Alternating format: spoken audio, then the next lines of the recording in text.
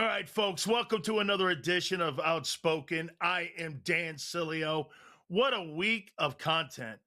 I mean, the sports world is off the charts right now. National Football League news. How about these playoffs with the NHL and NBA playoffs? I mean, absolutely insane. All the stuff going on right now.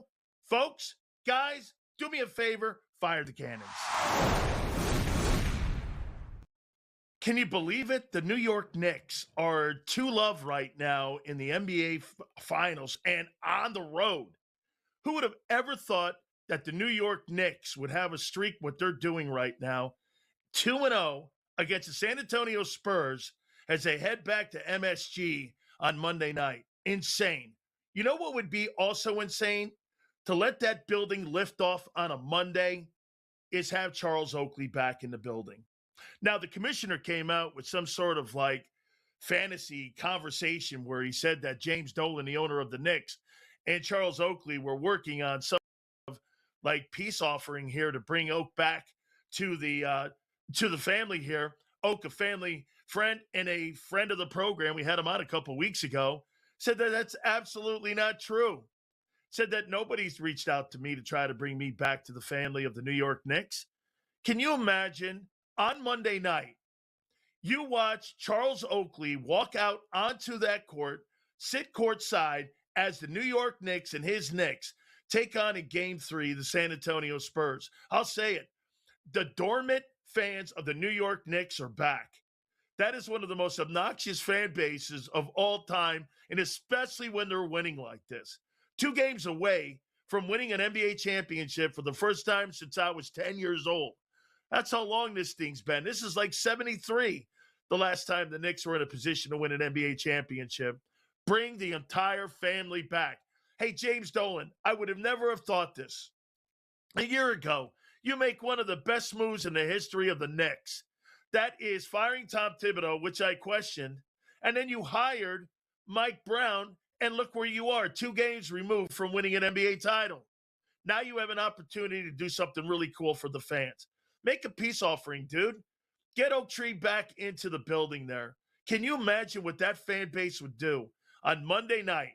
You got the President of the United States there at MSG. You got Charles Oakley sitting there courtside, and you've got everyone on the planet rooting for the Knicks. I'll tell you this about the Knicks, too. This is a basketball team that's easy to root for because of the star of the basketball team. You got a blue-collar dude in Jalen Brunson running the point right now for your basketball team. A guy where everyone said nobody wanted, and a guy who looked at and people when he's a second-round draft choice. This guy's 2 games away from being the greatest Knick of all time. Why not bring one of the greatest Knicks of all time back into the family, back into the building? MSG would absolutely be electric on Monday night to see Charles Oakley back there courtside. All right, so let me roll here with this. You know, one of the ultimate bro code breaks is doing something in a locker room. And the old rule is this: what's said in a locker room should stay in a locker room. So it's now being reported that A.J. Brown was a mouthpiece to the media on the inner workings of what the Philadelphia Eagles were doing behind the scenes with the coaches and the players. And A.J. Brown was going to the media and leaking stories so that they could write these negative stories about the quarterback and about other players and coaches on the team. This is the ultimate bro code violation. Bro, you should have your NFL man card taken from you for this. You can never, ever tell the media things that are going on inside an NFL locker room. Players talk to people and talk to the media different. Because you know why? Most of society can't handle the truth. Players are talked to strictly and directly. Most people in life can't handle that. I say this all the time on all my shows. Most people would rather be lied to than told the truth to. That's why you have these soft comments being made with players when they get in front of a microphone. A.J. Brown gets in front of the microphone and says, hey, our offense can't do this. Behind the scenes, he tells Jeff McClain of the Philadelphia Inquirer, or he'll tell a McManus that, you know what, the quarterback is just not good enough. and that the quarterback is not getting it done. That's why you saw that hit piece by Jeremy Fowler in ESPN with Tim McManus a couple months ago, and Jalen Hurts said this is a hot seat year for him because the offense can't continue to roll the way it has, especially in the passing game, and especially over the last 2 years, how horrible the passing game has been. This all came from Brown? Hey, dude, are you under the belief, folks, that A.J. Brown won't do this again when he goes to New England and starts ratting out his players? This is a rat in the locker room, man. It's the ultimate violation of bro code. What's ever said in the locker room stays in the locker room. The media are not your friends. They're not there to help you in any way, shape, or form. All right, so let's go to the most obnoxious story so far this calendar year for the NFL. Tell me something, folks. What the hell is Chicagoland? Is that supposed to be like New Yorkville? 16W where the Jets and Giants played? Is that supposed to be what that is? Hey, guess what? We're moving to Chicagoland. That crap hole, Hammond, Indiana, is where you want to put the Chicago Bears, one of the founding teams of the National Football League in Hammond, Indiana. I'll tell you about the NFL. They could care less about the fan base. They'll move a team out of San Diego. They'll move a team out of Oakland. They'll move a team out of St. Louis. They'll move a team out of Houston, the Oilers, and they'll move a team out of Cleveland. Look at what they're doing now in Kansas City. They're getting ready to move out of Arrowhead Stadium, the Kansas City Chiefs. And now you're getting this bogus comment by the team owners, the McCaskey family, telling you, hey, we're going to expand Chicagoland. Dude, the days of Butkus, the days of Sayers, all of those great players like Singletary, Walter Payton, go down the list of the greatest Chicago Bears of all time. You can't tell the story of the National Football League without Chicago. And you're not going to have a football team in the city limits, let alone the state. You're not going to do that? I'll say this one more time, man. You'll build stupid libraries where people don't go to now, and everything is online, but you won't keep something that's a civic pride and a community pride thing in the Chicago Bears in the city limits. They got the Arlington spot there. No, the McCaskies want a free ride. Remember something about the NFL and their quest to be in business when it comes to being in the entertainment business. How many football games do these stadiums house every year? 10? 2 exhibition games? 8 home games? The rest of this is for owners to double their wealth. It's a wealth enhancement program, folks. Remember what these owners are in now. They're also in the entertainment business. They want Republican and Democratic national conventions. They want SummerSlam. They want concerts. They're in the entertainment business. Every single time that you give these owners these stadiums like this, it increases and doubles the wealth of that owner. You know, the McCaskies have never, ever, ever, ever. You know, the Chicago Bears are the only team in the National Football League without their own building. They're the only team in the NFL that does not own their own building. How insane is that? And now you're going to some place called Chicagoland, a new made-up word by the NFL to pacify fans. It's insane. They don't give a crap about their fans. They use their fans like wrestling fans. Let's move on here to our friends at Morgan & Morgan, the #1 injury law firm in all of America for a reason. Folks, these folks have been doing this for over 25 years with over $30 billion recovered. I tell you about the family in Pennsylvania.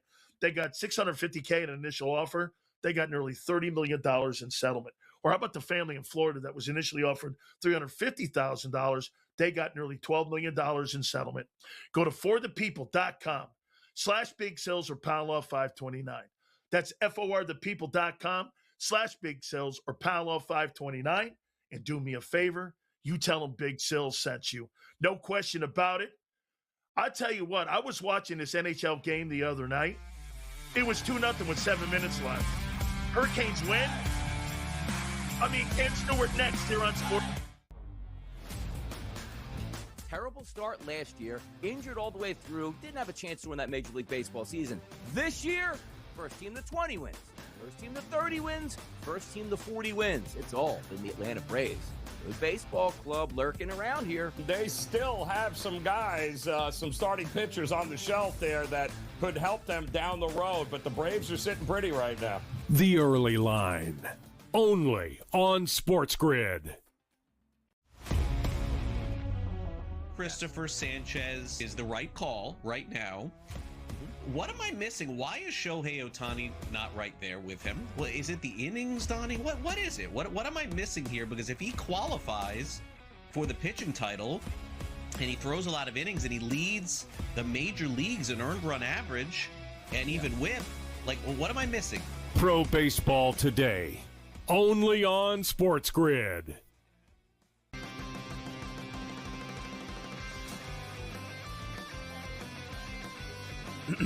Class is in session.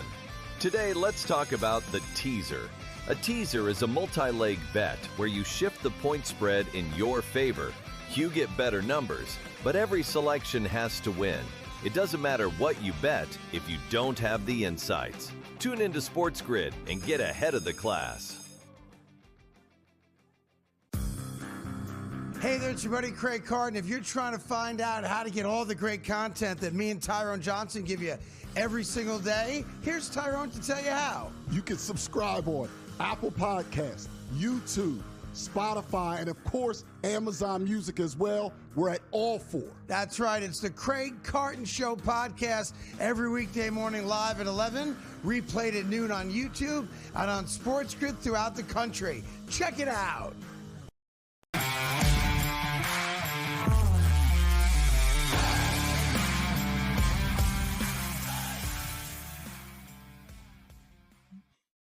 I'll tell you, the NHL Finals and the Stanley Cup Finals have been absolutely insane. And the ratings, they dictate that too, up like 168%. Everyone's been watching these playoffs. You get the Carolina Hurricanes, obviously. They were hosting the Las Vegas Golden Knights. And Cam Stewart, I got to ask you right out of the gate, man, these first two games, just your initial thoughts. I mean, awesome hockey. I mean, really some really pressure hockey here. What were your takeaways in the first two games?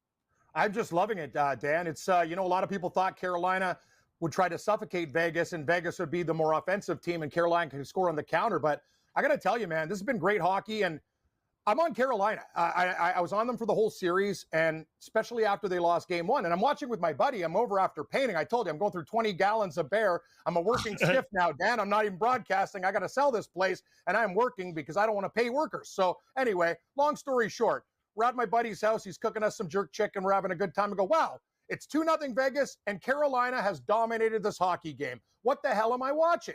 Carter Hart, the saves he made in the first period of that game, in game two, I'm like, this is a magic act. What's happening? But anyway, I think Carolina kind of figured it out in the third, Dan. They're just going to fire pucks from all angles at this guy. The difference is I think Carolina is better than Vegas. I think they're deeper than Vegas. I think they're better coached than Vegas. The only problem is Freddie Anderson is not as good as Carter Hart. And being a Toronto Maple Leaf supporter my whole life, I've known one thing about Frederik Andersen. He's a wicked regular season goaltender. But in the playoffs, he won't give you that big save. And that's very concerning if you're a Carolina backer because I think they're better than the Vegas Golden Knights. The problem is he going to make a big save, keep him in the game? And it can get dangerous playing this style. But I'll tell you, Dan, I think it's going to be a lot more defensive in Vegas tonight. And I know the total's 5.5. People just want to smash the over. I think it's going to be like a 3-1, 3-2 hockey game in favor of Carolina. That's an epic third period that we saw the other night. It was just epic. I mean, Cam, it was 7 minutes left. They're up 2-0. They got control of the game. What does a game do like that, you think? Do you believe in momentum, Cam? Do you think that you can get momentum coming out of that? Because to me, goaltending is like starting pitching, isn't it? If your goaltender, the next time your guy gets on the ice, that's how you're going to play. How do you look at that after that third period? I got to tell you, Dan, hockey's the one sport where I look at momentum and go, no. And my coach always told us a long time ago, we used to play games up to 8 points. So first team to win 4. We're down 7-1 in the provincial championships to a team, and we beat them in overtime. We came back, and after that, it was weird because you look at every game from a game perspective, game to game, game to game. Like you could lose a game and come back in a game. There is momentum, I guess, when you get a hot tender and you're living off him. But hockey's one of those sports where I think you just wipe it all clean. And the one thing about the Carolina Hurricanes that Rod Brindamore, I think, has done better than anybody is adjustments. Let's remember, they lost that first game to Montreal. They got walloped, and then they won 4 straight. So you're thinking, okay, Vegas wins the first game. What are we going to do? We come back here. They didn't quit. The key to this series, Vegas, obviously, they're great off the counter. When Carolina makes a mistake and they got to step on their defenseman, Mitch Marner's been the best player in the playoffs. Mark Stone is a stone-cold finisher. But when I look at the Carolina Hurricanes, all they need to do, they got to get traffic in front of Hart, and you saw in the final goal, the one-timer, bang, on the power play. Just get guys in front. If he can't see it, he can't save it. I think Carolina's the better team, and I think they're going to win this series in 6 or 7, Dan. The price is interesting, too. You get Carolina plus 350 to win in 7 and plus 320 to win in 6. I'm going to do both. And if they win, because it's not going to be, you know what I mean? It's one of the things I'm looking at plus money going, it's going 6 or 7. It doesn't matter, right? It's like, I don't think they're going to win 3 straight games. Vegas is going to get one. So I think, the Canes are going to win in 6 or 7. And I can't wait for tonight.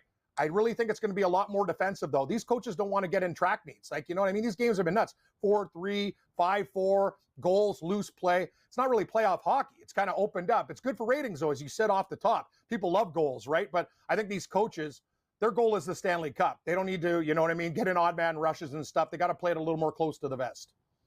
Do you think Carolina is more prepared for secondary scoring? What I mean by that is like the depth level in their lines. Do you think that that's been also something that may wear that Vegas team down a little bit? Because to me, in that second game, Cam, it looked like their secondary guys coming in off the ice, they looked like they were deeper. They looked like they were putting more pressure on, especially as the game was going on. Am I right when I say that? Oh, you're absolutely right. You couldn't be more right. I look at Carolina's 3rd and 4th lines, and they're better than some teams, 2nd and 1st line. They're so deep, Dan. I'm looking at it. You got Seth Jarvis. Aho's not even playing that great hockey, and they're there. What about Nikolai Ehlers? What an acquisition from the Carolina Hurricanes, picking up Ehlers from Winnipeg. This guy's just a stone-cold scorer. Remember, he scored the first 2 goals in Game 1. And I'm looking at other guys. Stankoven, who was a great player with the Dallas Stars. Like, up and down the board, I look at Carolina. We're not even mentioning Blake. So I look at them, and I go, wow, you got Stone, Marner, and a couple other guys on Vegas. I look at up and down Carolina's list. I'm like, they got 6 or 7 guys who are natural goal scorers on their team. Eventually, this is the key. They figure out Carter Hart. They did in the 3rd period in overtime. If this continues, I think it's Carolina series. But Frederik Andersen, as I mentioned before, dude, you gotta step up. And the defense, you got to help this guy because he looks a little bit shaky, Dan. Did you watch the play, too? He's kind of tripping around a little bit, not really in position, a little bit rattled. And then he kind of got it together, but he needs to be consistent. This is really important. It's Stanley Cup Final. So if you get a consistent performance from Freddie Andersen, I really believe Carolina's depth will wear down Vegas. Cam, give me 3 guys that you're going to look for tonight in this game and could be difference makers in this game tonight. Nikolai Ehlers, I think I'm going to bet him for first goal of the game, too, at 14-1. He scored the first goal in Game 1. I think he's huge. Also, Seth Jarvis. I think Seth Jarvis, to me, is one of the more underrated players. The winning goal in overtime, he's just got a wicked shot, and he also plays a great two-way game. I think it's Stankoven, too. For 3 guys on Carolina I look for. And on Vegas, it's all about Stone. Marner will do his thing. Mitch Marner, I couldn't believe, the Toronto Maple Leafs organization. It's like, okay, you want Mitch Marner to go, fans? Good. Great work. The guy's one of the best players in the league. And now you're looking at the Leafs going, okay, do we want Mitch Marner back? Yeah, of course we want Mitch Marner back. He makes everybody better. So he's a problem. He's a big problem for Carolina because he can score, but he's one of the best setup men in the National Hockey League, and that's good for Stone. But tonight, watch out for Ehlers, and I think Stankoven is going to really, really come through with a huge game for Carolina tonight, maybe score the winner, Dan. But I see a little more defensive tonight, as I said before. I'm thinking maybe 3-1, 3-2. I think they buckle down. Pretty good barns in this final, no? I mean, Carolina, that place was off the charts. I mean, the show that Vegas puts on. Yep. Vegas puts on a great show, don't they? They do. I know. I've been to one Vegas Golden Knights game. It was absolutely wild with the night and coming down and everything. Like, these guys get it. Hockey's about, it's like sports is entertainment.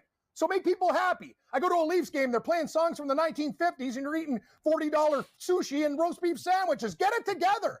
Get some music out there. It's not a funeral. It's a damn hockey game. We'll talk more about this later. And a lot of transplanted Buffalonians live in Carolina. Sabre fans turn Kane fans. Stay tuned right here on SportsGrid. Well, the talk has been about sports betting handle being down or flat, right, because of the threat of prediction markets and the growth of them. But we've seen Kalshi actually kind of plateau for the first time in recent memory. Looking at a graphic right now, we've had the spike for the Super Bowl, and then this is usually when things die down. Yes, there's March Madness, but usually sports betting handle kind of goes down over the course of the spring and summer until we get back to football season. Newswire, only on SportsGrid. That's for Abdul Carter. Hey, son, you want to be a leader? Show up to meetings on time. Don't be late to practice. This guy's sitting there trying to tell me that he's got a problem with Jackson Dart going to a Trump rally when he can't even show up to a meeting on time? And he can't show up to practice and he's late? Dude. Outspoken with Dan Sileo, only on SportsGrid. This is all about headlines, Donnie. If we hear, if that noise gets louder as we get closer, then 45 cents is going to be 65 cents, and that's the repricing we're talking about. I don't need Utah to get them. I need people to think Utah is going to go up and get them, Donnie, and that's how you make money. Prediction Markets Edge, only on SportsGrid. Craig Carton along with Tyrone Johnson. We got great news for you. CraigCartonShow.com. And Tyrone, what do you get if you go to that amazing website? Well, right now you can subscribe to our upcoming newsletter. You put in your email address, and then bang, you'll get all the new Craig Carton Show content when it arrives. Not just that, you also get merch drops, exclusive content, and appearances. So again, one more time, that website is CraigCartonShow.com.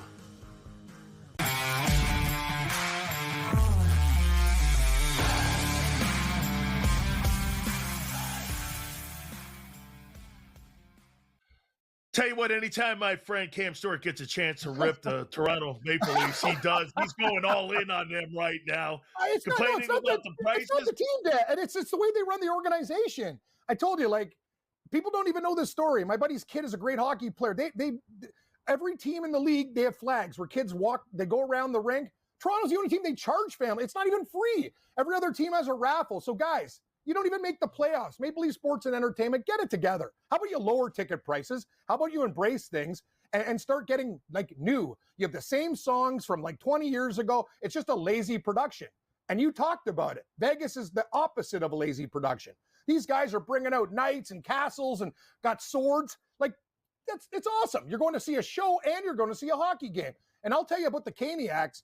You said it. These guys Carolina's not a hockey market. That's incorrect. They have a lot of Northeastern guys who moved there, and they got into the game. I used to work at XM Sirius doing the morning hockey show. We had more calls from Carolina fans. Like, their fans are hardcore. Like, people don't think it. They're like, oh, it's not a hockey market. They're into it big time, Dan. And, Vegas fans are figuring it out. So it's interesting. A lot of transplanted Northeasterners moved to Carolina due to the triangle, the banking industry and other things, right? And they're huge hockey fans, and now they just rock Carolina. It's awesome. This Stanley Cup has been wicked. But think about this too, Dan. You were talking about ratings. Imagine Montreal, like in Canada, like Montreal, but that's the thing. Like that I kind of feel bad for the Canadians. Even as a guy that's like my whole life told to hate that team, like their fans, like it kind of sucks though, because I'm looking at Vegas going, wow, these guys won a Stanley Cup. They just came into the league. Carolina raised a cup. Like, they're an awesome team. And I'm looking at all these Canadian teams going, really sucks for their fan bases because they never get there. Like, you know what I mean? It's just every year, it's the same old story. Like, and their fans are just crushed. It really sucks. In 1967 was the last time I remember that the Toronto Maple Leafs won a Stanley Cup. So they're never going to win another one, Ben. You'll be at my funeral before they win a Stanley Cup. I'll tell you that. They're not winning one in my lifetime. And I think they're second all time in Cup wins too here. So you mentioned something early, or you mentioned something earlier in the first segment here. Coaching. You think Rob Brind'Amour is a better coach than John Tortorella? I do. I think John Tortorella is a really good coach. But the difference is I think he has a shorter lifespan. Torts is one of those guys, if you've noticed throughout his career, he comes in for the first couple of years and he does a wicked job, and then eventually it kind of wears thin. Brind'Amour's a hard ass too, but his act doesn't wear thin. He busts them. Remember that penalty on the embellishment? He wanted to take that ref and like put his meat hooks on him. I love Rod Brind'Amour. He's one of my favorite hockey players growing up. I still have his cards, and he's an intense dude. But the thing is, they look at him and go, you're a great hockey player. You're amazing. So I think a lot of the guys on Carolina, even though he can flip out, I think they respect him like so much that they'll listen to anything Rod Brind'Amour does and they'll skate through walls for him. So yeah, I think Torts is a good coach, but I think Brind'Amour's better. Between Vegas and the Hurricanes, who do you believe has the best power play? I think Vegas's power play is better. That's another concern for Carolina. As I mentioned, goaltending with Freddie Anderson being up and down. Vegas is just, as I said, like I look at Marner and the things he does on the power play. And the thing about Vegas, Mark Stone is one of the best finishers in the game. Carolina, I think, has more depth scoring. But when it comes to like say it was a first overtime, first goal, Marner and Stone, two of the best. Like it's one of those situations, Dan. So yeah, Vegas's power play is more fluid. They move the puck better. Carolina just has to stop getting pretty. And that's the whole problem with these power plays. These guys back and forth, back and forth. Hockey's not a very difficult game. You get a guy on the point, and Gostisbehere for Carolina is one of the best offensive defensemen. Fire it, even a knuckleball. Get a guy in front, hit a skate, hit your tackless. Just get traffic in front, blind the goalie, and pay the price. And then you're going to score. I think a lot of the time it's too fancy, but that's the modern game. These guys are really, really fast, but I think a lot of the time they got to go back to the basics. Get grittier and try to shoot from different angles and do different things because weird things happen when pucks bounce. Cam, you think then that just listening to some of the things you've been saying here, you think that the Carolina Hurricane probably have the best when it comes to penalty kill too, because that could be a factor in tonight's game too, right? It's going to be huge. And that's the thing. Carolina, it's really important they weather the storm early. That barn in Vegas is going to be nuts. These people are going to be fired up. And when you play hockey, the first 5 to 10 minutes of the game, there's going to be an onslaught, and Vegas is going to be there. And Anderson, as I mentioned before, he can't afford to give up like a 2-3-0 lead on the road and come back like last time. I think they really have to play a very good road game, keep Vegas in check, and basically try to get counters off them. Because I think, the first 5 minutes, Vegas is going to come out guns a-blazing. Bam, bam, bam, bam. They're just going to go nuts. And if Carolina can actually just not get rattled, calm down, and they get that first goal, I think Vegas is going to be in a lot of trouble tonight. You think this is going to be a high score tonight? I mean, I was kind of shocked the other night, 4-3. You think this is low scoring? Yeah, 3-1, 3-2, 4-1. I think it goes under the total in the game right now. And the books aren't stupid, Dan. We do this stuff for a living here at SportsGrid. We bet, and I've been doing it my whole life betting on hockey. And I'm surprised they didn't post a 6. A lot of books are a couple have 6 with juice, but it's 5.5 the plus money. And they're basically telling you, I dare you to bet the over. So it's one of these nights where I think the venue shifts and we have less scoring tonight, more defensive. I appreciate you, Cam. It's going to be a great one tonight. Love you too, man. You're going to bounce basketball. Cam Gundy next right here at SportsGrid. The talk has been about sports betting handle being down or flat, right, because of the threat of prediction markets and the growth of them. But we've seen Kalshi actually kind of plateau for the first time in recent memory. Looking at a graphic right now, we've had the spike for the Super Bowl, and then this is usually when things die down. Yes, there's March Madness, but usually sports betting handle kind of goes down over the course of the spring and summer until we get back to football season. Newswire, only on SportsGrid. For Abdul Carter. Hey, son, you want to be a leader? Show up to meetings on time. Don't be late to practice. This guy's sitting there trying to tell me that he's got a problem with Jackson Dart going to a Trump rally when he can't even show up to a meeting on time and he can't show up to practice and he's late? Dude. Outspoken with Dan Sileo, only on SportsGrid. This is all about headlines, Donnie. Yep. If that noise gets louder as we get closer, then 45 cents is going to be 65 cents, and that's the repricing we're talking about. I don't need Utah to get them. I need people to think Utah is going to go up and get them, Donnie, and that's how you make money. Prediction Markets Edge, only on SportsGrid. Craig Carton along with Tyrone Johnson. We got great news for you. CraigCartonShow.com. And Tyrone, what do you get if you go to that amazing website? Well, right now you can subscribe to our upcoming newsletter. You put in your email address, and then bang, you'll get all the new Craig Carton Show content when it arrives. Not just that, you also get merch drops, exclusive content, and appearances. So again, one more time, that website is CraigCartonShow.com.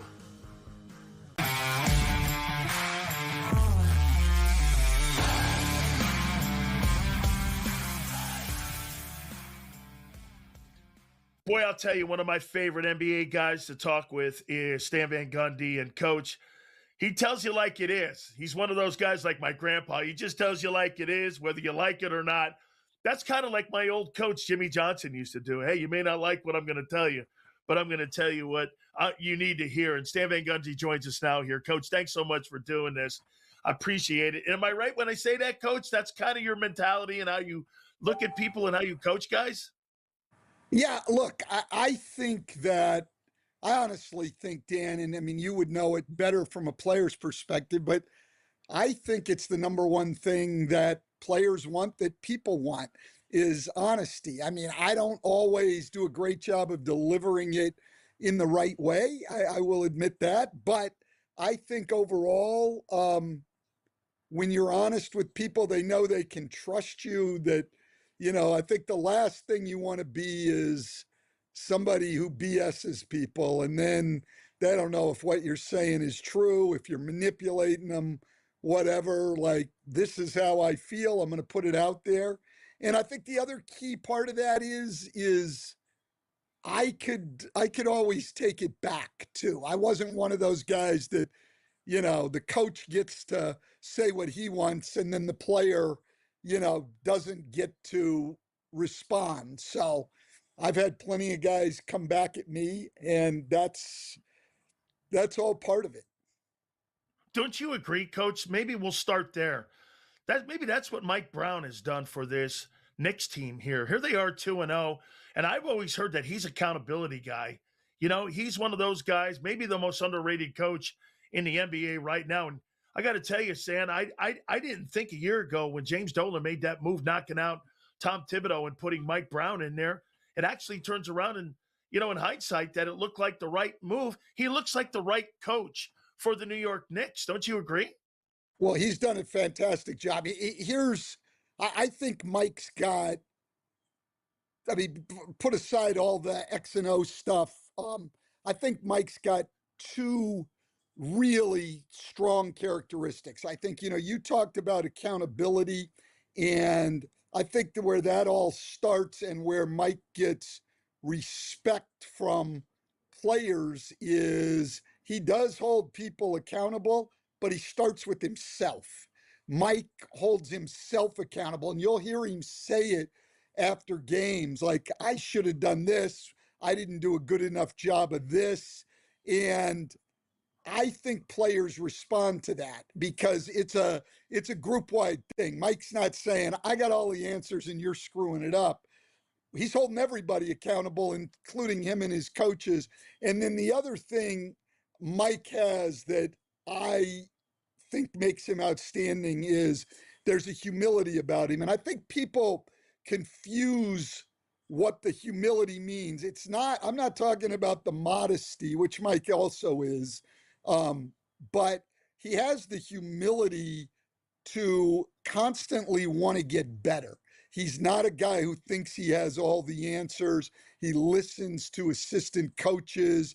He's open to ideas. He'll listen to players because it's not like I'm being a nice guy. It's a humility of, I don't have all the answers, but I want to find all the answers. So I need to open up. So those are the two things that have always impressed me about Mike.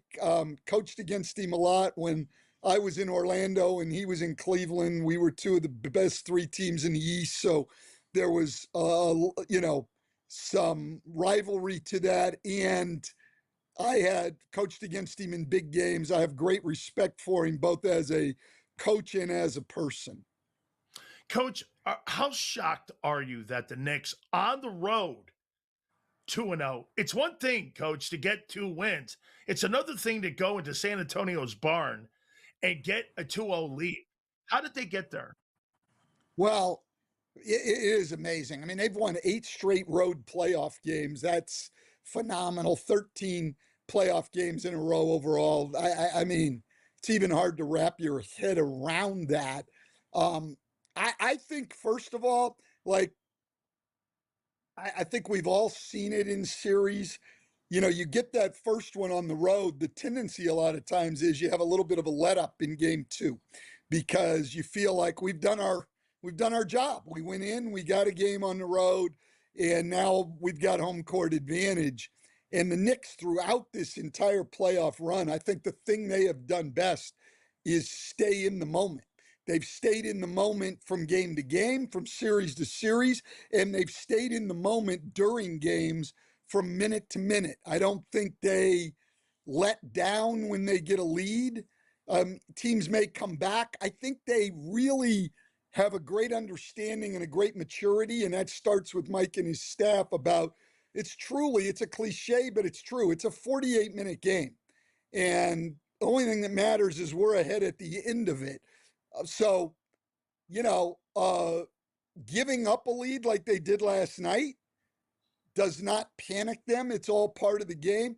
Being down big like they were the Cleveland game, the best example, game one, they're down 22 points in the fourth quarter. They stay in the moment.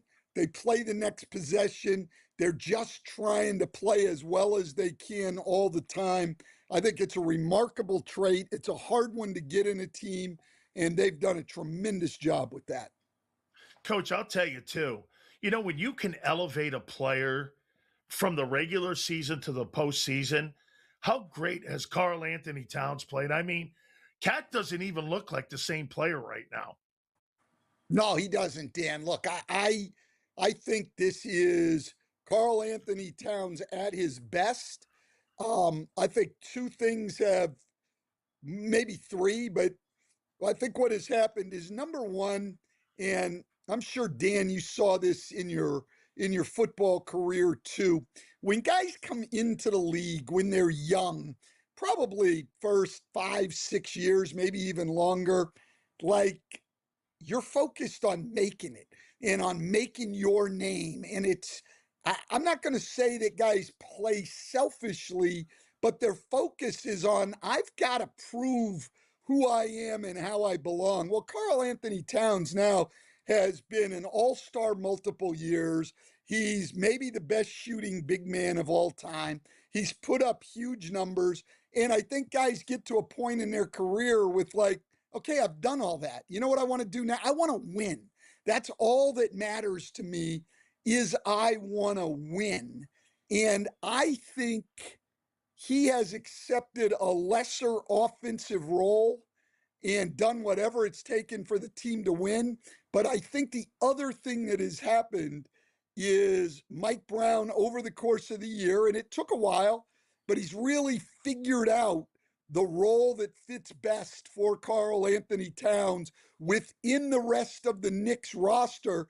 And then he's gotten buy-in from Cat, who has really embraced the role. Like, I almost think Cat falls in love with the playmaking part of his role a little too much at times. Like, just go score the ball, my man.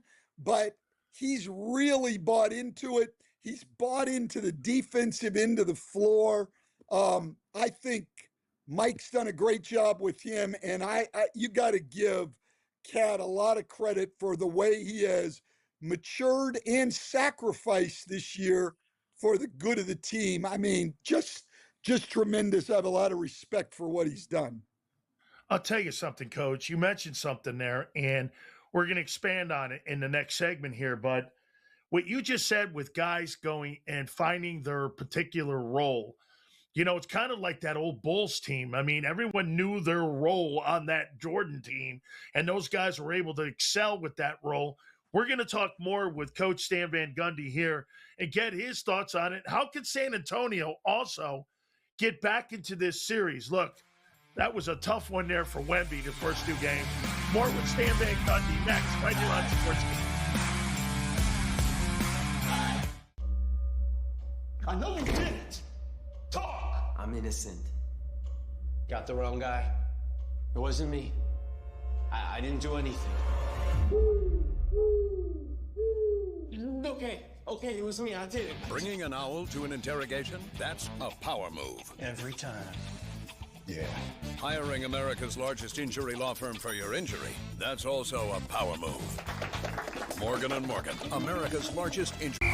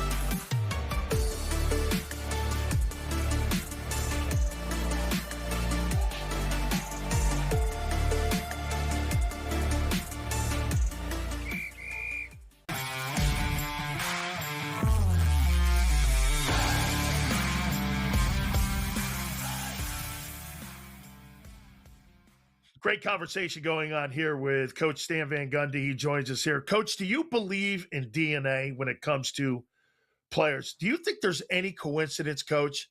Jalen Brunson's won 2 national championships, and here he is on the cusp of 2 games out from winning an NBA championship. And the guy was a second rounder.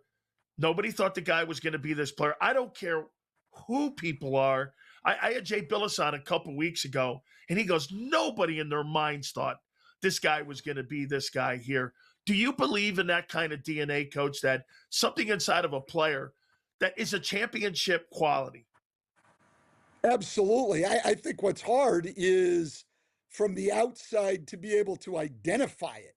Now, once we see what Jalen Brunson is doing, then you go, oh, yeah.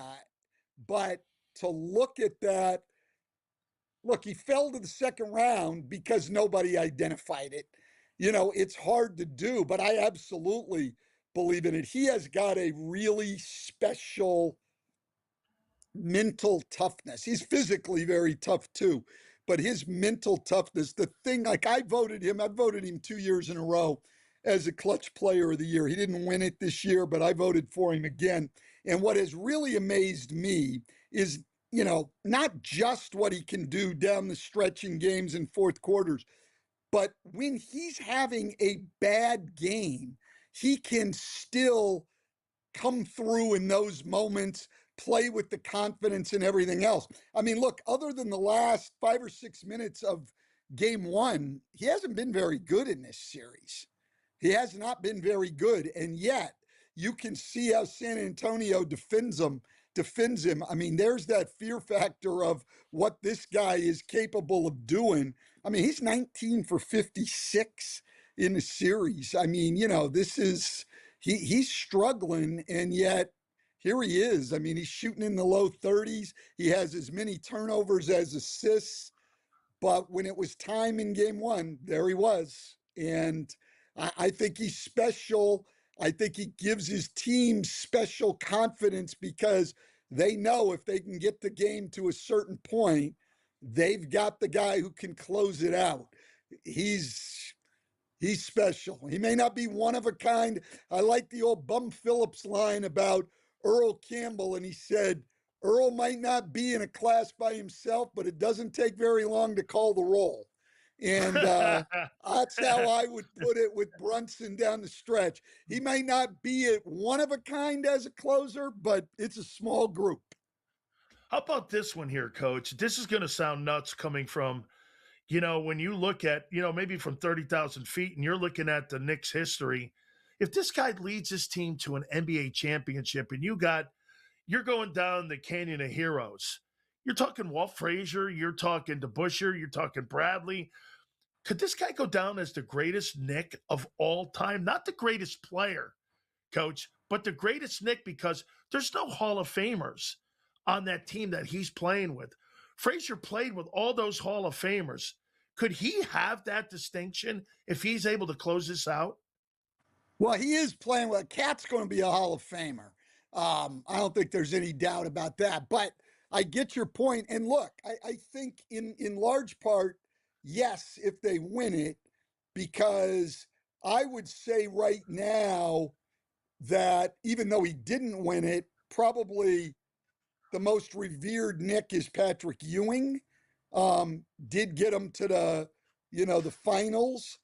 If they win it, that certainly elevates Brunson, and also just quite honestly, especially compared to the Frazier, Willis Reed, DeBusschere, Bill Bradley, Earl Monroe years, the league is just more popular.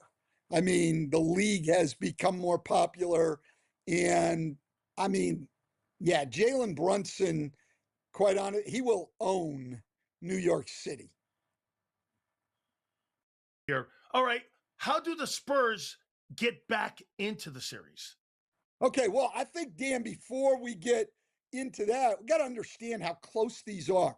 With 1:11 to go in game 1, the Spurs are down 2, and De'Aaron Fox commits a bad foul on Mikal Bridges, needless. They make 2 free throws to go up 4, and the Spurs go down and Wemby turns the ball over.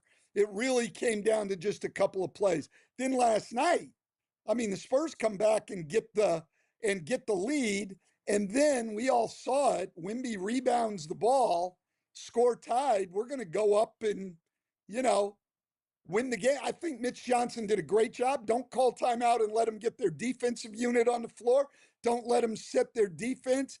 And he inexplicably turns the ball over and turns right around and fouls. But it's come down to a couple of plays. Where they have to improve. Number one, simplest thing in the world, well, simple, but not easy to do. They got to take care of the ball. They've lost the turnover battle in both games. They can't afford to do that at this level. Number two, simple. Wemby and Castle have to play a lot better. Wemby especially has got to get off to better starts. His 2 first halves, 16 points, 7 rebounds, which is the equivalent of the game. His 2 second halves, 39 points, 14 rebounds. He's got to get off to a better start.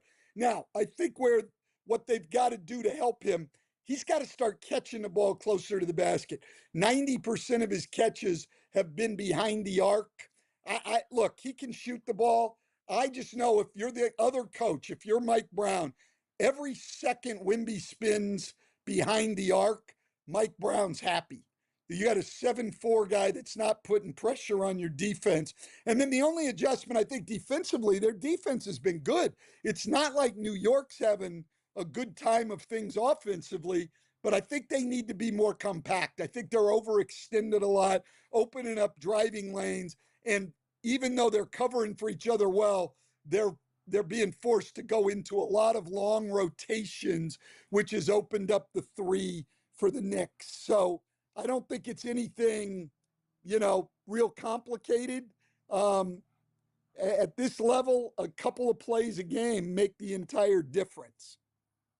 Boy, I'll tell you, Coach, this game 3, it's probably going to be whether or not the Knicks win the series. I mean, that's how big this game 3 is here, because if San Antonio is able to get back into this thing here and win this game here, make no mistake about it, this is going to be a crazy series here, going out and seeing how they can finish this thing off. I mean, game 3, closing teams out, as you know, is arguably one of the toughest things to do. Coach, I so appreciate you doing this. Thank you so much. Hope we can do it again. Thank you, my friend. All right, Dan, thanks. You got it. Sileo says next, you're on SportsGrid.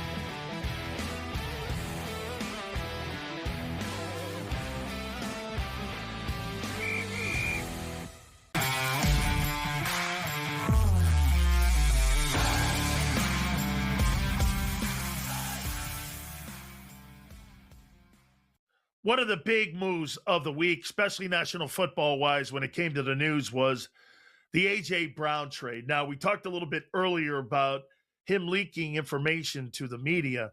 The trade itself, though, the Philadelphia Eagles end up getting a 1 in 2028 and a 5th rounder in 2027. And, of course, the New England Patriots end up getting a star wide receiver in A.J. Brown.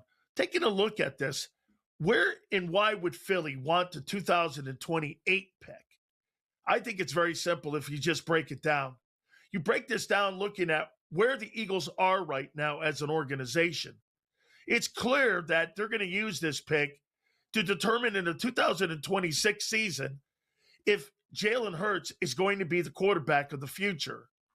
You know, when you look and you have a forecasted pick like that out 2 drafts, and you get no immediate relief, there is no mistake about it. You're looking at replacing the quarterback. Here, if you go into the 2027 draft and say the Eagles, with all their fans saying that they're going to win the Super Bowl, and they pick at 32, the Patriots are going to be a good football team. The Patriots are going to win at least 10 or 11 football games this year. That means you're talking about the 27th or 28th pick in the draft, okay? So with the 32nd and the 27th pick, you're going to move up to do what? Get an edge rusher if you use that 28th pick in the 27th draft? No way. You're going to be waiting to see how Jalen Hurts operates this year, if he can operate this new offense. There's no coincidence that they moved up 3 spots to get Mekhi Lemon from Southern Cal. They went out, they got Hollywood Brown. They went out and they paid $14 million for Dontavian Wicks from the Green Bay Packers. Hell, they even added Elijah Moore. They have completely gone to a West Coast-style offense when it comes to play calling because of the hiring of Sean Mannion, who comes from the Sean McVay tree of play calling. This guy's never been a play caller before, and now we're going to see if Jalen Hurts can actually run a pro-style offense. I don't believe he can. This is going to be a tell all year. Jalen Hurts was eligible for a contract extension. And the Eagles told Nicole Lynn and the folks at Clutch Sports they're not in a position right now to give Jalen Hurts a contract extension. You would have thought a quarterback with that resume would have been entitled to a extension. Look at the quarterbacks that are working on deals now, especially like Lamar Jackson. Lamar Jackson has not made it to a Super Bowl, and they're talking paying him in excess of $61 million. You look at Hurts' resume, it can't be about winning. It's got to be about style of play. Guy's been to 2 Super Bowls. He's won 2 NFC championships. He's won a Super Bowl, and he's won an MVP. If you're not going to pay people on that, why aren't you giving that a contract extension? It's very simple. They don't believe the quarterback is the future of that team, or they would have given him one. Look, you run, when you see a resume like that, you pay that player for his accomplishments. Why would the Eagles not? Very simple. They don't believe that style of play is winnable when it comes to the future of the Eagles. Look at how they're changing a very old football team already. Next 2 years, you're going to be getting rid of Barkley. Lane Johnson's going to be retiring. You're talking about maybe even Landon Dickerson retiring. So a lot of question marks going into this 26 season. Now, for the Patriots are going to get a 1,500-yard receiver this year. Drake May is going to have finally a weapon. Stephon Diggs was a good player. A.J. Brown is an exceptional player. Plus, you have one of the most important things that A.J. Brown wants. Not just Drake May. He also has what? Josh McDaniels. Make no mistake about it. Josh McDaniels is not a great head football coach. Josh McDaniels is the best play-calling OC in pro football right now. There is no doubt about it. He is the best play caller, and that is going to scheme up a guy like A.J. Brown for numerous targets and multiple catches. This is a win-win. I think personally that the Patriots got the win on the front side of this, but I think at the back end of this, potentially, depending on Howie Roseman, the general manager of the Eagles, uses those draft picks, we may end up seeing again. Both parties end up coming out on top. I think Drake May and A.J. Brown are going to have a great 2026. And you get a chance to go back and play with a coach that you revere in Mike Vrabel. You watch A.J. go up there, and he is going to be an all-pro wide receiver. There is no doubt they are a better football team. The Eagles are not a better football team without A.J. Brown on it. So Patriots right now, I think, got the better end of it. We'll see what Howie does with those picks on the back end. We will talk some college football with Dave Paterno right here on Sports.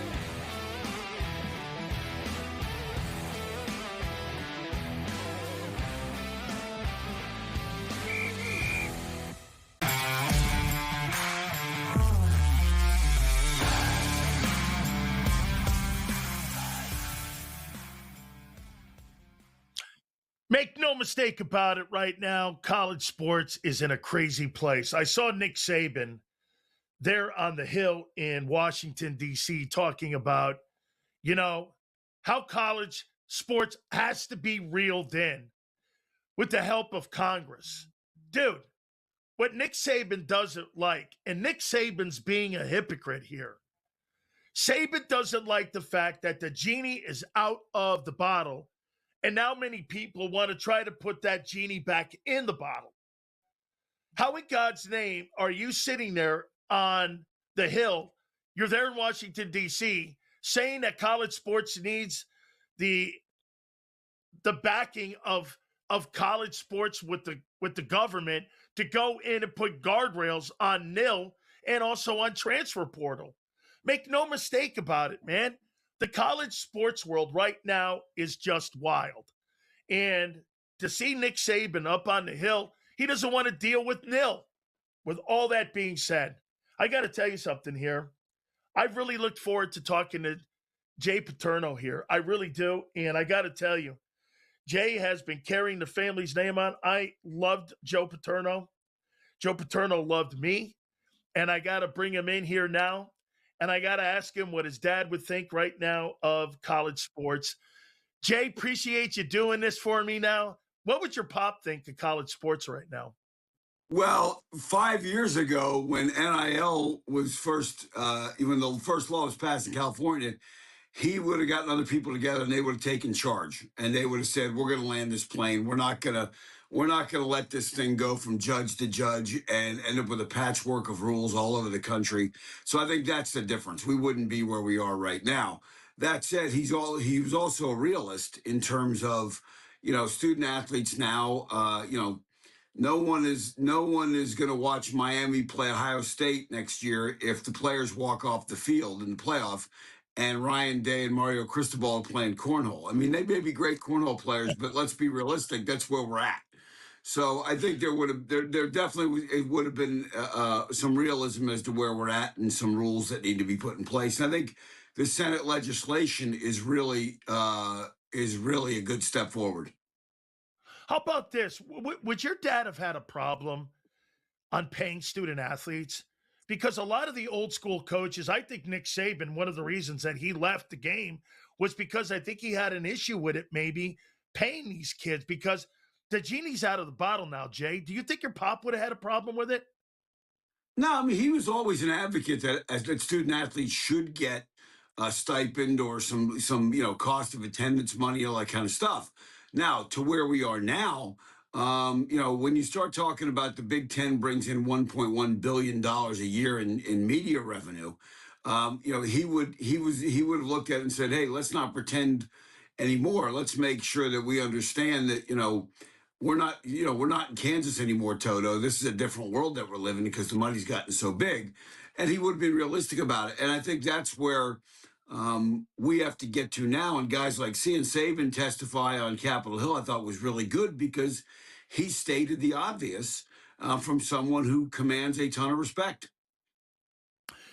I got to ask you where you are right now. I mean, Jay, one of the things I got to first start out with this is, the game that your pop and I played in, the 1987 national championship game, that was the game that kind of set up what college football is today, isn't it? I mean, that game that night, January 2nd, still one of the most watched games in the history of college sports. I mean, that game, why do people not look at that game as the game that really is the game that changed what you see today? Because it was. I think a lot of people that remember it do. They still look at it that way. And when you look at it, it's still the highest rated college sports broadcast of all time. Not football, of any college sports broadcast of all time to this day, because it got a 25-0 rating. So I think it set the tone for what it could be. It set the tone for what a playoff could be. It was the first time two undefeated teams had played in a long, long time at the end of the year. So it just took on a larger than life, presence. Absolutely. Jay, do you think Penn State and the Paterno family, do you think you guys, where are you right now when it comes to Penn State and the administration right now? Are you guys trying to get together? Because I pray to God one day we see that again, because every time I turn on Penn State, people are under the notion James Franklin made the thing. And I'm like, wait a minute, that's not the case here. This is Joe Pot, dude. Do you think you'll ever see that merging again, where that relationship is back in a great spot? Well, I can tell you right now, Matt Campbell, who's our new coach, I have a great relationship with him already, and I've spent a lot of time with him, and he has really done an unbelievable job. Miami, from Miami, they went through a period where the former players were kind of got the stiff arm, and we kind of went through that a little bit the last decade or so. But Matt Campbell has made it a point to bring former players back, to engage the current players with the former players. You had guys coming in. He brought in a different decade every weekend. So a guy like Kerry Collins, who played in the '90s, is sitting down having dinner with the current quarterbacks, and they're learning about what this place is about and what they stand for. So it's been really, really good. Matt has done a great job. I think I think the people in his community, the people, Penn State fans, are really excited about what he can do and rallying to the cause. So I think we're in a really good place there. I got to tell you, all the things that you guys did, Paternoville and all that back in the day, I want to see that stuff coming back, because it's truly one of the greatest fan bases of all time. To see where Penn State is right now, when you guys first went into the Big Ten, I mean, Jay, your pop built that thing. What was that stadium when he first got the job? 30,000? Now all of a sudden it's over 100,000. Is that right? I think it was 50,000 or something to that effect, but it's 107,000 now. But I think we're there. I think our fan base is excited about Matt Campbell. I think part of it is this: one of the things Matt Campbell said in his first press conference really jumped out at a lot of people. He said, if the only reason you're going to come to Penn State is because we offer you the most money, this may not be the place for you. And I think you're seeing that to an extent where Ohio State, Ryan Day has got guys buying into the whole program. Marcus Freeman at Notre Dame. Certainly Mario Cristobal down in Miami has got guys buying into the idea that this program is more than just wins. It's more than just wins and losses, about being part of something. Because I've said this 100 times. Any fool with a checkbook in college sports right now can build a roster. But can you build a team? And I think Matt's that kind of coach. I think there's more coaches like that now, I think, that are emerging and having success. And I think that's good for the future of college football. Do you think we're going to see in upcoming years now where you're going to see one gigantic power conference? I know there's a bill on the Hill there in Washington to try to save, college sports. And you see the SEC and the Big Ten aren't big favorites of that because obviously it's got something to do with broadcast rights. Why would the Big Ten and the SEC share their broadcast rights with, say, the American Conference? They wouldn't. Do you see them coming together? Well, here's the thing about the bill that people have to understand. The consolidation of media rights is allowed by this bill. It's not required by this bill. So if the Big Ten and the SEC want to continue to do things the way they have, they can. And part of that was that this bill was very complex. I give Senator Cantwell from Washington, Senator Cruz, Senator Coons from Texas, Senator Coons from Delaware, and Senator Schmidt from Missouri a lot of credit for co-sponsoring this bill, because when you talk to coaches, they want the transfer portal. They want some controls in the transfer portal. They want some controls on this outside NIL money. They want a hard cap on the revenue sharing. All those things are in this bill. Now, people have argued that takes away from the student athletes, and it does limit them to a point.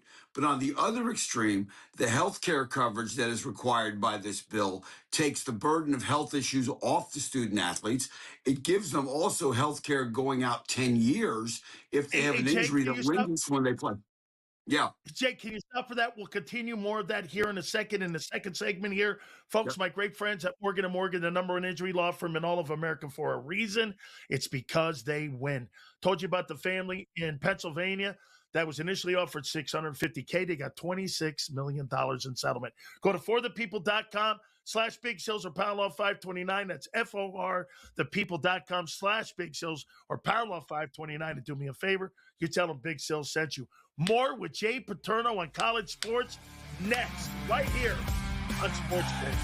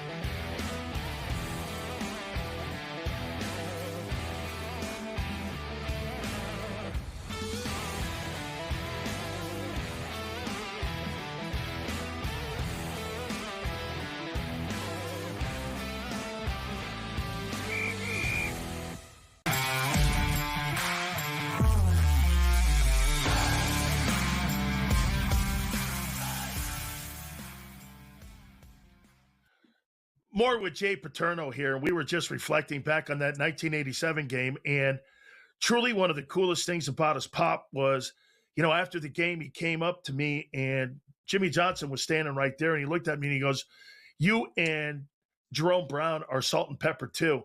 Now, Coach Johnson didn't know who that was. I had been raised as a Penn State fan because I'm from Connecticut, and I went, "Matt Millen and Bruce Clark? You're comparing us to that?" And he goes, "Yes, you two guys are that." The hitting in that game, Coach, I mean, I don't know. I think everybody would have been thrown out of that football game that night because the receivers at UM got crushed in that game, and what we were doing, that was some hitting football game.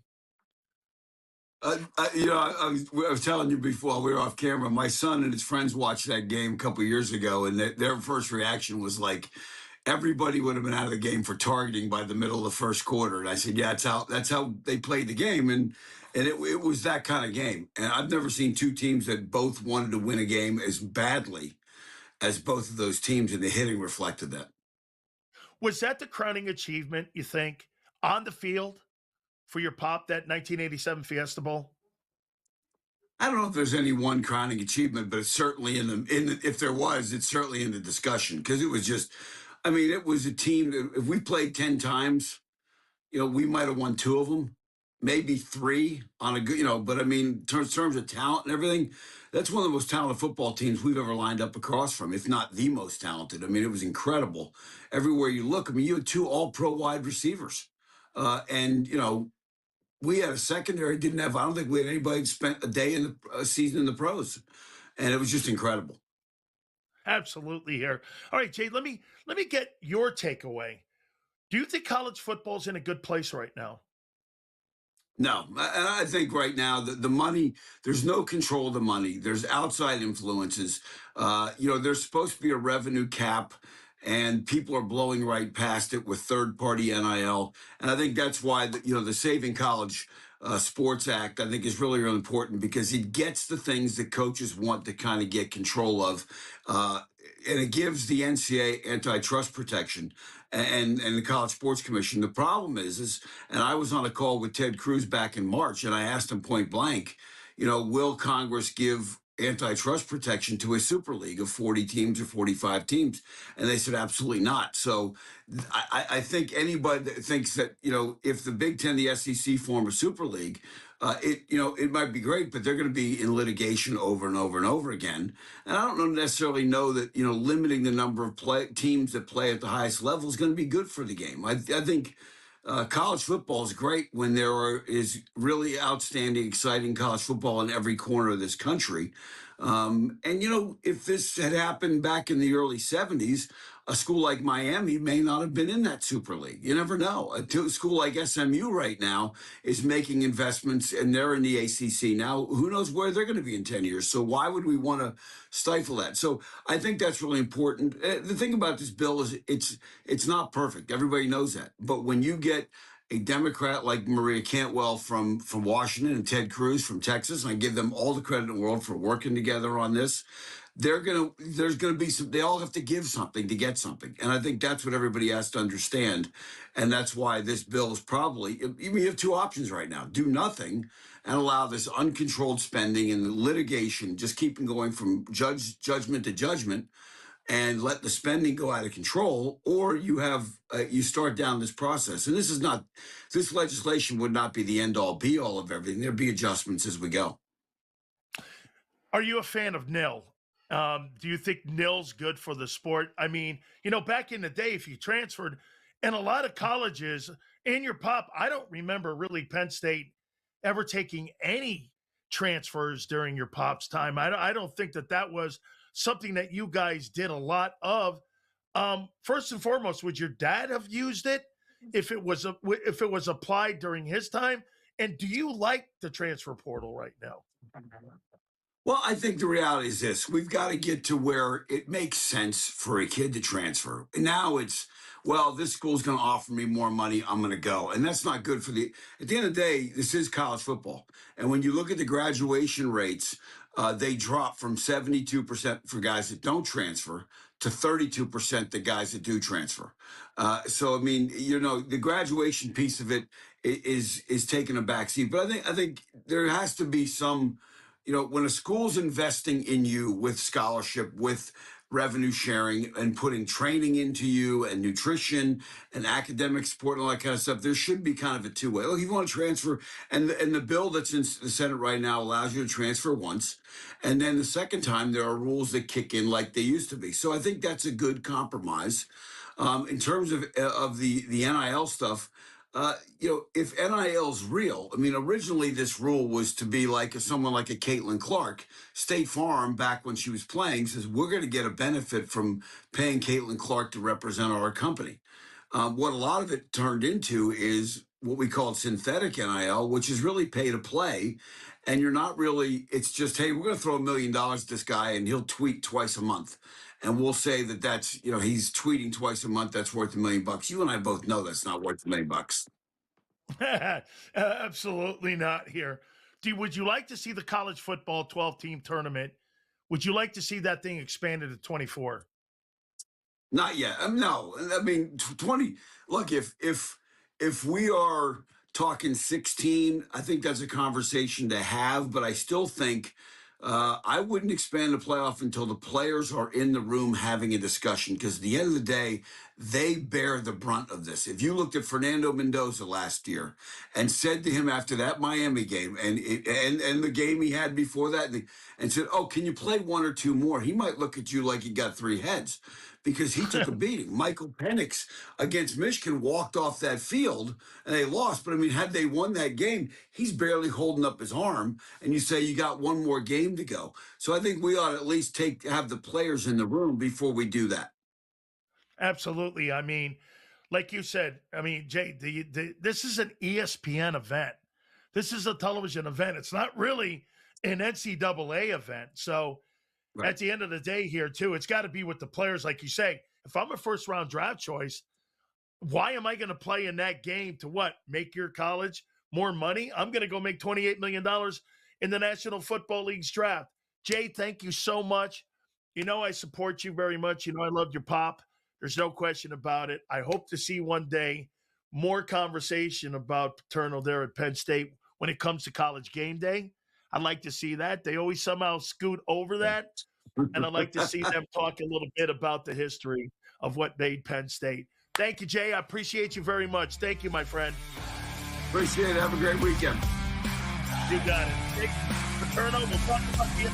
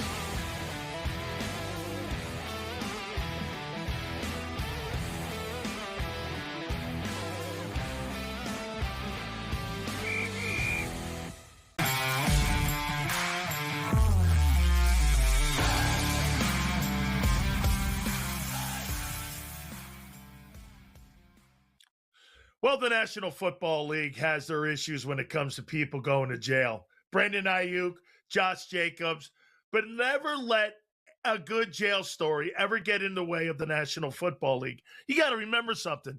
The NFL is a league of character. The National Football League cares about character in the NFL. They care that their players have a conduct code. Who are you kidding? The number one mantra in the National Football League is, can he play and is he healthy? Then if he's a good dude, that's somehow down the line. National Football League doesn't care that these guys get records. These guys have beat women or have done things to animals. They'll put you back on a football field if you can play. Remember something here. The NFL looked at the Mike Vrabel scenario and said, he didn't break any conduct code. Really? Okay. Well, what kind of code of conduct do you have? I got it. I know exactly what it is. You see, the National Football League is cool with this. I could beat the hell out of Mary Jane, but I can't smoke her. Oh, okay. So I get more on a penalty for smoking weed than I do if I have a domestic violence issue? How is that a conduct code? Where in your right mind do you have anything where you sit there and say character matters? Let me say that again to you. The National Football League is okay with you beating Mary Jane.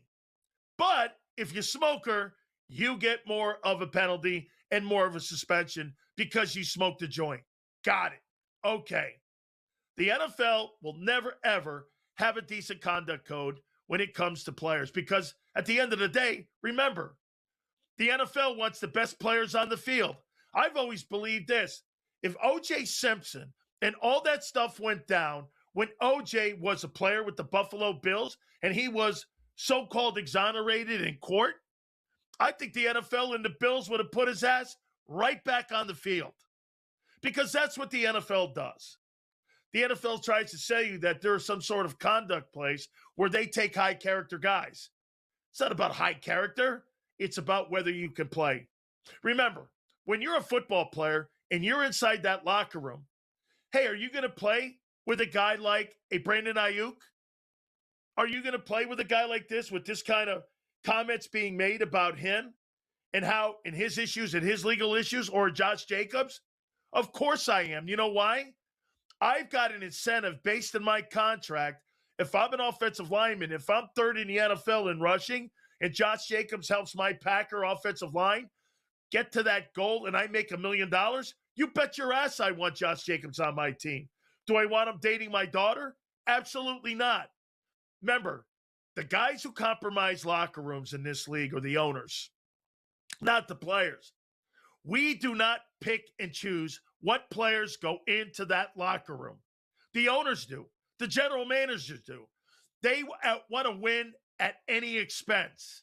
Just remember that. I have no say in whether or not Brandon Ayuk or a guy like Josh Jacobs will play in an NFL locker room, but I've got to play with that player. Or when a guy like somebody like Adrian Peterson beats his kid, and I've got to have that guy as my running back because I've got an incentive in my contract. Folks, at the end of the day, remember something. When players are sitting there and you see someone come into your locker room, the owners put those players in the locker rooms. They're the ones that compromise the league, not the players. You always hear fans saying, how could you play with a guy like that? I have no say on playing with a player like Brandon Ayuk or Josh Jacobs. You compromise my integrity by putting that guy in a locker room. Do you really want to end all this with good character? Do you know how to end this? Have a rule. Don't beat women. Don't beat the elderly. Don't be harmful to animals. And you can never play ever again. You think the NFL would ever put those rules in? Hey, man, if you don't stand for something, you'll fall for everything. National Football League doesn't have a code of conduct. The National Football League has a code of how you get to the best ability to be able to win a football game. End of story. And if that's what low character dudes, you'll do it. If that's a guy who's involved in a murder case and he's going to play linebacker for you, so be it. The NFL doesn't have a conduct code. They tell you they do. And they do another. Remember something here. The NFL is going to put the best players in the locker room, whatever that character looks like, because this baby is all about winning. Nothing else, nothing more. It's not about character. It's about winning. All right, we are going to switch gears and we're going to drop a bunt. Talk to Cab Farrar next. Back here on SportsGrid.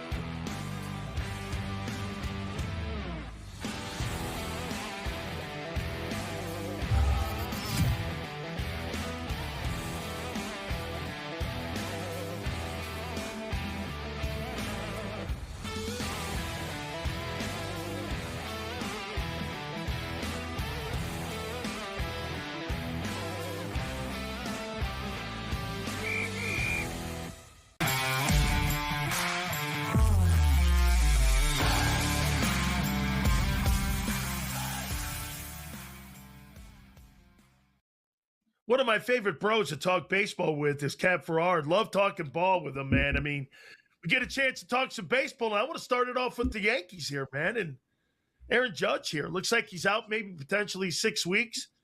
Dude, this guy's got a rib injury. I mean, how does this affect the Yankees moving forward here over the next 6?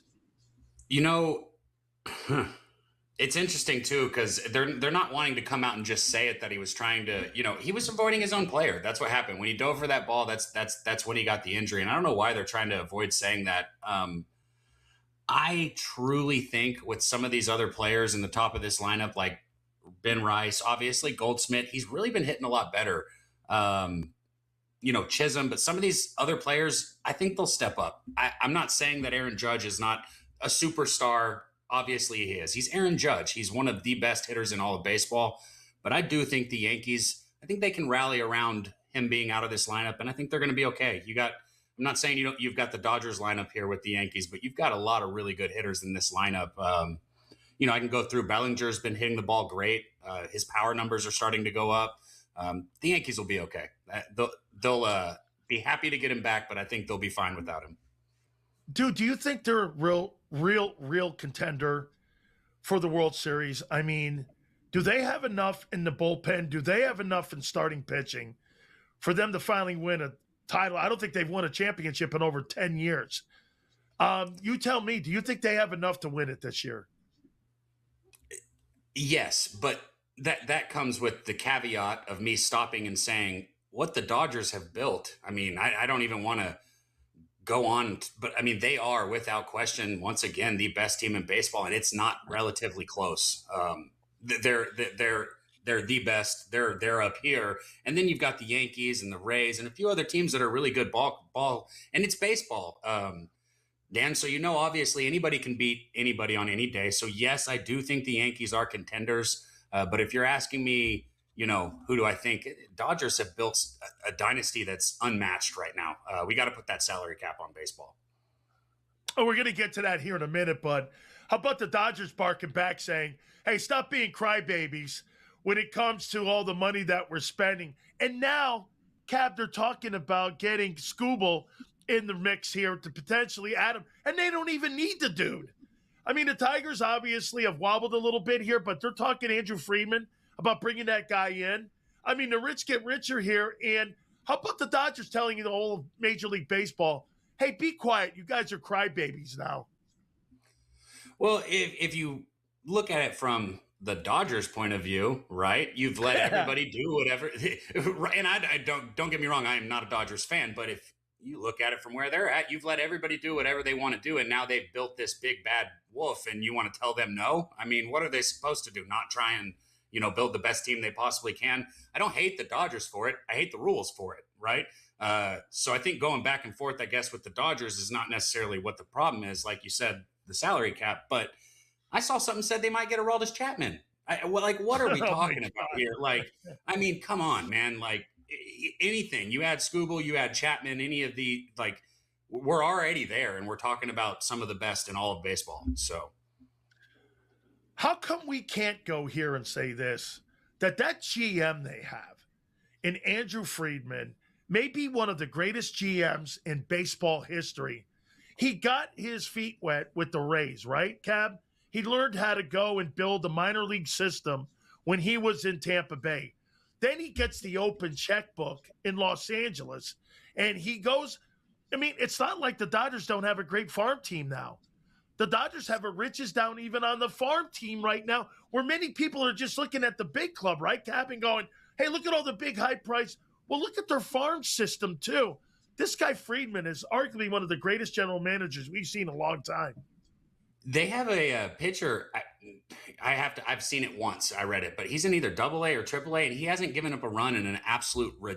I think since they bumped him up to wherever he's at, the Dodgers do. I mean, when you say farm, they've got players there too. They got players that I think could step up on certain teams and play right now, this moment, and make an impact. And talking about what he's done with this system, the Rays are one of my favorite teams to watch develop pitching. And it starts with, part of what he did there. And they still are to this day. The way the Tampa Bay Rays develop pitchers is such a outstanding thing to watch. They're one of the best, if not the best, in all of baseball. Have they been one of the biggest surprises? I know they wobbled last week. They got swept by the Tigers, but dude, this Shane McClanahan, Cab, he hasn't pitched in 3 years. He goes out there, he's throwing 98 heat.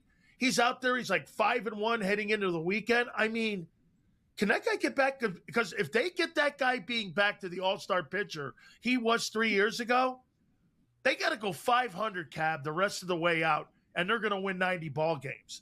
That's a playoff team for an $87 million payroll in the American League East. It's so crazy. We're talking about the Dodgers to this. It's such an insane difference and such a cool thing to see. Shane McClanahan is one of the best pitchers in all of baseball if he can stay healthy. Obviously, the 98-mile-an-hour fastball is a thing of beauty, but the slider that he throws, man, if you're a left-handed hitter in the box, you don't have a chance. I mean, you're better off just closing your eyes and swinging and hoping you make contact. The way his slider moves across the plate is incredible to watch. The spin rate, everything about it is outstanding.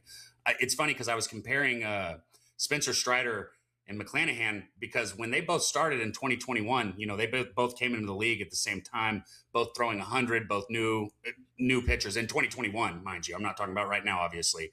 They were so comparable, and now I feel like they're not. I feel like McClanahan, even though he's been out for 3 years, I feel like he has already shown us that he can be that elite pitcher that we thought he would be, that we thought he was going to be.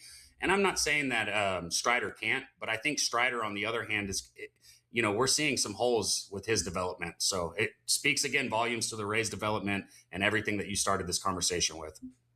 All right. So Major League Baseball in the union started talking on Thursday, of this past week, salary cap.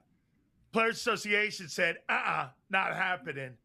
They want to go like $240+ million, and there's a floor of 171. I looked it up. Cap, half the league's under the 171. How the hell are you even going to get to the floor of 171? What was your takeaway with the convo? Well, I mean, right now, it's nice that the conversation. Well, I don't know if it's nice that the conversation's there. This is such a deep topic. I guess it's good that the conversation has been started because it needs to be had with what the Dodgers are doing. But that was not a realistic number ever. Like you just said, half the teams are under the minimum. What are we going to do? Make the Dodgers pay for players on other teams? Like there isn't money that's going to come out of thin air. So that number was never a real suggestion. They're acting by telling us they're talking about a salary cap. Here's the thing that I hated about it too, because in football, get this, what you're going to start doing is categorizing positions, Cab. See, in the NFL, you pay a tight end this amount of money versus a wide receiver who makes more money, or a left tackle versus a right tackle. A salary cap means you're going to start designating players. The coolest thing about your sport, Cab, is that if you're the best player in baseball, you're getting the most money. Whether you're a catcher, a pitcher, a third baseman, it doesn't matter. In the NFL, if you're the best player in the sport, like Myles Garrett, you're not making $65 million. That is right. And that's why is there going to be a strike, right? When we do get there, will the players go on strike again? The reason why we're here is because of the strike all those years ago, right? Because the baseball players did what, players in other leagues weren't willing to do. It's such an interesting topic, man. I'm curious to see where it goes. Me too. I can't wait to see where this goes, because if I'm a player and I'm in that union, there's not a shot in hell I'm looking at that going, hey, yeah, let's start designating positions for us to start paying. No way. We're going to talk more ball with Cab Farrar next, right here on SportsGrid.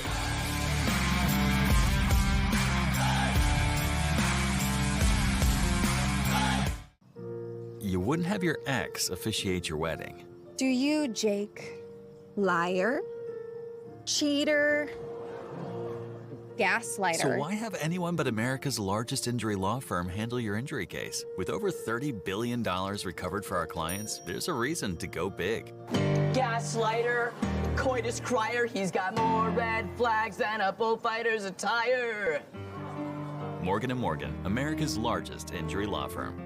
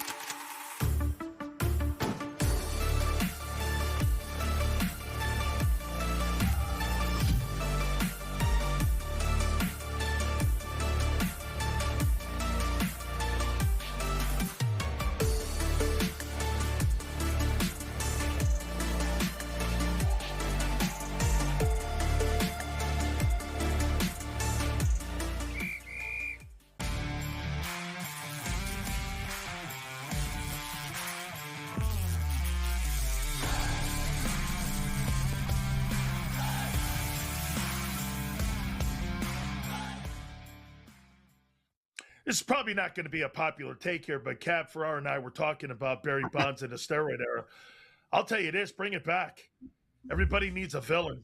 And I'll tell you what, Barry Bonds, I have never seen a better baseball player in my entire life. I was doing the post-game show for the San Francisco Giants back in the day, and the guy would come on my show. Cab, every time I showed up at the ballpark, the guy hit a homer. He's the only guy with 500 stolen bases and 500-plus home runs. He's got 7 Gold Gloves. He's the greatest baseball player that's ever lived. I don't want to hear anything about steroids, especially when you had Eric Gagne back in the day who was on juice himself. There was no rules against steroids back in the day. So this is one of my favorite things right here. I tell everybody that will listen, Barry Bonds is the greatest hitter of all time. Hands down, there is no question. Now, I could make an argument here and say, and I know I think you know where I'm going to go with this, that Shohei Ohtani is the greatest player to ever play. I mean, right now, in this very moment, he's hitting better than Aaron Judge and pitching better than Paul Skeens.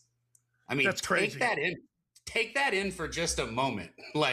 Right? And I mean, that's so hard to even comprehend that he's doing that on both sides, right? But back to Barry Bonds. He is the greatest hitter of all time. And I don't care what anybody says. Look at interviews with Greg Maddux where he says the only way you pitch to Barry Bonds is you don't pitch to him, right? That's one of the greatest of all time, saying you flat out just don't throw to the guy. He is the best hitter of all time. You know, I tell, and I love this topic too, because I'm a huge Bonds guy. I've always said this about Hall of Fame players. If you can't tell the story of that sport without bringing that guy's name up, then you're not really doing a justice to your sport. You can't tell the story of baseball without Barry Bonds, right? I mean, if you don't get a little bit nostalgic, maybe it's me because of my age, but a little bit nostalgic thinking about, the Sammy Sosa, Barry Bonds, the ESPN cover. I think it was, who else was on it? McGuire. Yep. Those three were on the, it looked like it was a bodybuilding competition. I mean, come on. like you said, there was no rules against it. Okay. So, and go look at an athlete like a Aroldis Chapman or something like that. And I'm not saying he's on steroids, because he's not. There are different things that athletes now take. And I'm telling you from firsthand experience, that's what they do. And I know you probably know that too. There are ways around the rules always. At all times, there are performance-enhancing substances that are being taken that are not tested for. And those substances evolve as the game evolves and the tests evolve. That's all it is. Oh, yeah, of course, because the steroid era ended back then, because there's not new drugs today. I got it, sure. We have open heart surgery now. We have transplants now. But hey, we don't have ways of hiding juice today. Of course not. Let me get into the modern baseball here. What's up with the American League, Cab? I mean, what's wrong with here, man? They are down. Across the board, right? I mean, we talked about the Rays earlier, but Tigers just having we're talking about Skubal. Maybe this was a team that everybody was so excited about last year in the Tigers. And now we're talking about Skubal, going, you look at the Astros, another team that year in and year out, we think, is going to have a great season. The Astros are just pedaling. Yankees have been doing good, but the whole division across the board, man, I'm like, look at the Rangers division with the Mariners. At least the Mariners are above 500 right now. Are they still above 500 right now? Yeah, 33 and 31. Okay, so the Mariners are above 500. Not another team in that division is above 500. And tell me how you got teams that are below 500 that are only 2 games out of first place. There's something going on here. It's just not working. Cab, plus 50 games now. Are you a fan of ABS?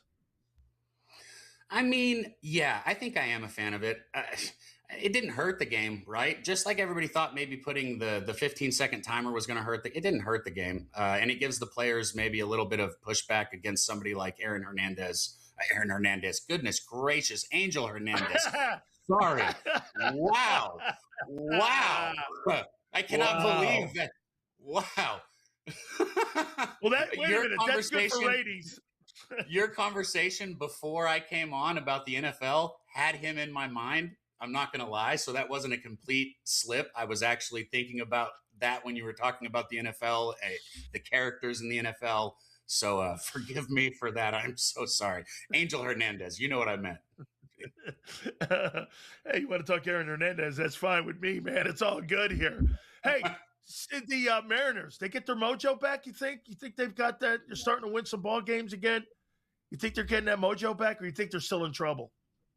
I think it's the same story that I say year in and year out with this team. I would hate to play them in the playoffs. Boy, I would not want to line up against the Mariners in the playoffs. But can the bats get them there? Because the pitching, their starting rotation is off the charts. They're outstanding. But I don't know if I trust them to put runs on the board, right? I don't know if they're gonna do enough at the plate. I mean, right now they're getting hot. So let's see if they can keep it going as a team. Pitching wise, though, they have it, and that's one thing when you get to the playoffs, and you're talking about a series. If you've got the pitching staff, you've got the chance. All right, I'm going to go off the lid you're wearing there, man. 43 wins right now for the Braves. Dude, man, best team in baseball. You think they can compete with the Dodgers for the National League flag? Sure. If baseball is baseball, I do think that they can compete with them. Now, do I think that the Dodgers, I can go back where I was earlier. Do I think there is levels to this where the Dodgers are on another level? Of course, especially if they go make an addition like Skubal or Chapman. But the Braves, top to bottom in the lineup, just doing outstanding. I'm even on Matt Olson today. It's one of my bets that I have. I'm on his total bases, over 1.5 total bases at plus 120. But this team's just having fun playing the game. Like, everybody's doing their part. I wouldn't want to play the Braves right now. Pitching staff wise, maybe if they could add one. They could add one more starter. If they could add one more starter to this rotation, I'm sold. I don't buy Bryce Elder. I don't want Bryce Elder. I know he's got a great ERA as numbers, but I personally don't want Bryce Elder on the mound, in the playoffs. That's not who I want on the mound. I'll tell you what, Cab, that Braves team at the beginning of the year, they were talking about it being like a transition year. And all of a sudden now they're with 43 wins.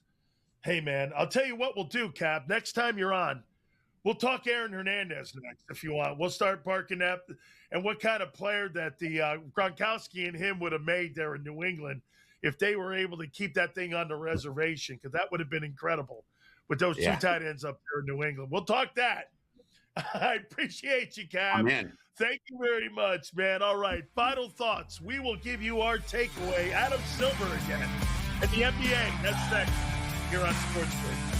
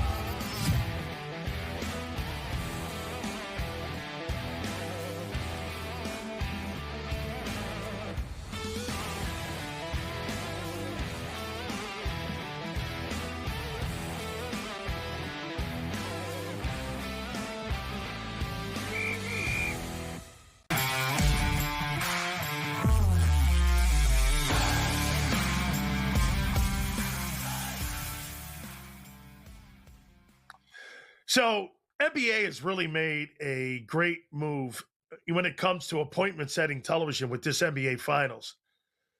But Adam Silver's at it again. So the NBA, according to Adam Silver, is going to keep the 65-game minimum for eligible postseason awards to be in place for the foreseeable future.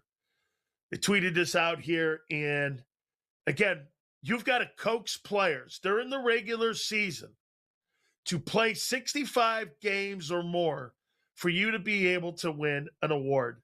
I've got to coach you to play. It's absolutely one of the most asinine rules that any sport. Look, I know I sound like, oh man, get off my lawn. How do you not have a love of the game? Michael Jordan had a clause in his contract that said love of the game, which meant that you couldn't sit him for anything other than injury when it came to the love of the game. And that meant this: Jordan protected himself from the ping pong balls of the NBA draft. He didn't want, in case the Bulls wanted to try to do something to sit him to get a better position for the team to be able to get players for the NBA draft. If you look at Jordan's line, it was 80-plus games for about a decade. Players today have to be coaxed into playing north of 65 games. I don't know where that went sideways. Man, that's just foreign conversation to me. I played in numerous leagues. Look, I played in the NFL. I was drafted to the National Football League. I played in the Arena League. I played in the World League. I mean, I played in Canada because I loved the game of football. I mean, I just loved it from the time I was 8 years old until the time I was 33 when I got done playing professionally. I loved the game of football. That never left me. It was one of the toughest divorces in my life, was having that divorce and divorcing the game. I don't know how players, and I guess it's the modern day with the money that's being generated, and I say this, thank God for Jalen Brunson. Jalen Brunson should be the face of what the NBA is all about. Here's a dude that was a second-round draft choice. Here's a guy that no one thought would be the player that he is right now, 2 games away from winning an NBA championship. He's got 2 national championships on his trophy case already when he was at Villanova. The guy plays his ass off every single night for 48 minutes. This dude goes out and is the example of what a basketball team is all about, and that is hard work. Take a look at how that team, they were down, we were talking a couple segments ago with Stan Van Gundy. When they were down 14, man, there is no lead against that New York Knicks team that is safe because they're going to grind that win out on you because you got players that are fighting for something. You got players that want to be involved in the league. You got players that enjoy being not only just NBA players, but you guys have guys in the league and on that team that want to be champions. Hey, look, man, those guys are the 99.9 percenters. But to be a champion, you got to give 101, man. You got to give that extra fight for it. 65-game minimum to be eligible for postseason awards. They're going to be in place for the foreseeable future, according to Adam Silver. Dude, you got a character problem on love of the game. If you've got to put that in your sport, do your guys really love going to work every day? Dude, nobody in life likes to get up Monday through Friday on a regular job and go to work and have to put food on the table for their families. This is a great honor to be able to play in front of fans and make that kind of money. Some of these guys are making $700,000 a night, and they don't want to play back-to-back games. This is why the sport has been energized a little bit by this Knicks team. And you got that young San Antonio Spurs team and this Knicks team that have kind of, again, energized the league. I think the NBA right now, today, when you're seeing what the finals are all about, it's rewarding and it's fun to watch. I have not watched a full NBA game in a long time. And Jalen Brunson has me watching the NBA again because that's a guy that I can relate to. That's a guy that I believe loves the game. That's a guy that I love to watch make naysayers say, see, I told you so. Make no mistake. I hope the league embraces Jalen Brunson more, and I hope he wins the NBA championship. Hey, as a young Knicks fan, when I was a kid, I can't believe the Knicks are 2 up. Last time they won was 1973. I can't believe what I'm watching. The Knicks are up 2 games to love. All right. Hey, I want to also remember something. June 6th, the greatest beach in the world today is Omaha Beach. It is Normandy. Guys, remember D-Day. We will see you tomorrow, and we will catch you on the flip side.